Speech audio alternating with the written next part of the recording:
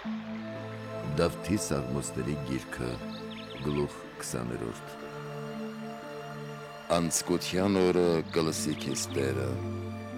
և օգնական կլինի քեզ Հակոբի Աստծու անունը։ Տերն իր Սուրբ Սիոնից քեզ օգնություն կուղարկի և կընդունի քեզ։ Թող հիշի Տերը քո բոլոր ընծաները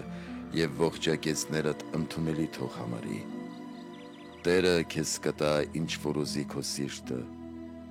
և քո բոլոր մտադրությունները նա կկատարի։ Մենք կցնծանք քո փրկությամբ, Աստծու անունով մենք կմեծարվենք, Տերը կկատարի քո բոլոր խնդրանքները։ Այժմ հասկացանք, որ Տերը փրկեց իր օծյալին,